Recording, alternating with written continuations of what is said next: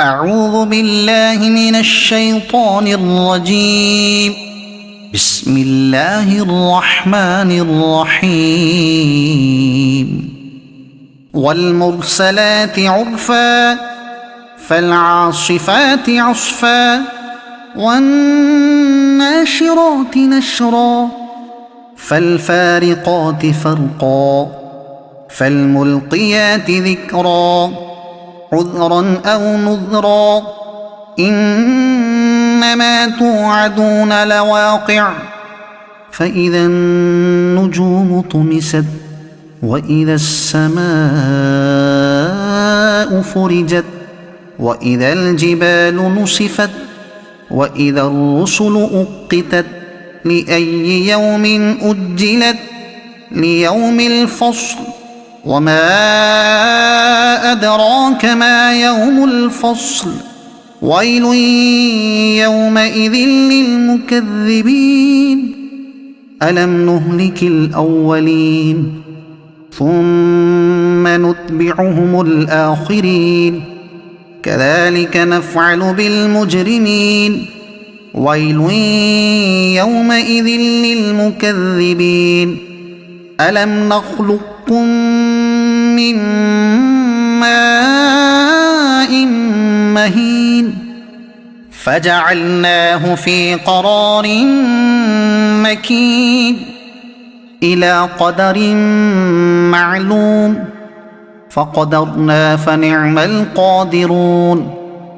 ويل يومئذ للمكذبين ألم نجعل الأرض كفاتا أحياء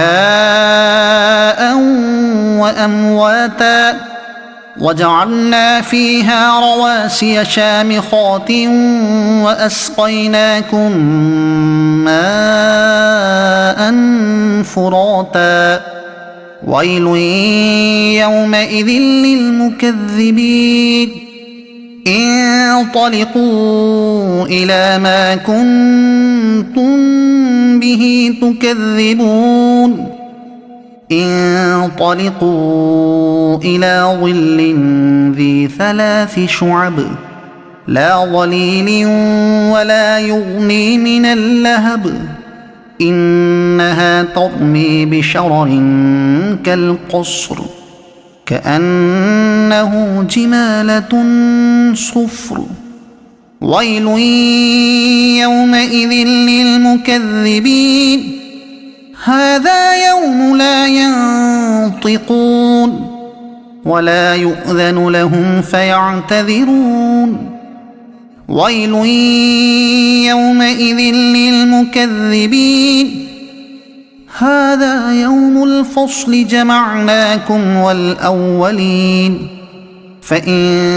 كان لكم كيد فكيدون ويل يومئذ للمكذبين إن المتقين في ظلال وعيون وفواكه مما يشتهون كلوا واشربوا هنيئا بما كنتم تعملون إنا كذلك نجزي المحسنين ويل يومئذ للمكذبين كلوا وتمتعوا قليلا إنكم مجرمون ويل يومئذ للمكذبين وإذا قيل لهم اركعوا لا يركعون ويل يومئذ للمكذبين فبأي حديث بعده يؤمنون صدق الله العظيم.